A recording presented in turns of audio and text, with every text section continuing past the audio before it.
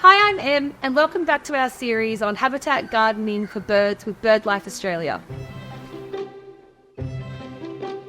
Before you can create your habitat garden, you need to get to know your space first and how to plan for your garden. Learning about your area and the growing conditions will inform your garden plants. There are elements that impact which plants will thrive at your place and what features you can include and not include. For example, if you experience frost in your area, you'll need to consider this when choosing your plants. The important information you uncover about your garden is going to form the building blocks of your garden plan. You'll need to consider the climatic zone you live in.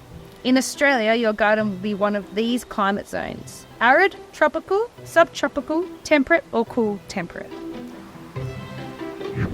Your climate zone indicates the long-term patterns of weather your garden receives, like how much rainfall and wind, along with the trends in temperatures and whether you'll get frost, and how much sunlight your growing space is going to receive, because plants need different amounts of sunlight to thrive. Soil is another consideration. The pH and the soil type will impact which plants you should be choosing. Your habitat garden and visiting birds will also need water, so you'll need to think about where it's coming from and how much is available.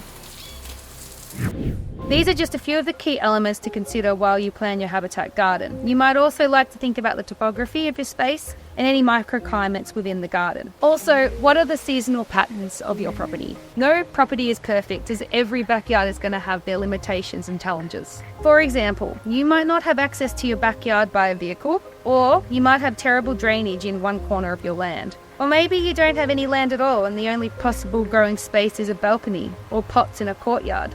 Identify the challenges you may face and what can be done about them. For your garden to flourish and require less work to maintain it, think about the features that you can't readily change. You can work with them or around them. Everything you learn about your space will inform your design. If you have compacted rocky soils and harsh sun, you'll have to choose plants based on this knowledge. Or if you have limited access to water, how can you design a garden that makes the most of what you have?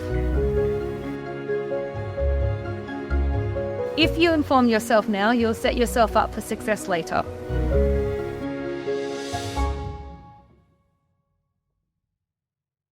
If you're enjoying this video series, click the link below to watch BirdLife's Habitat Gardening course.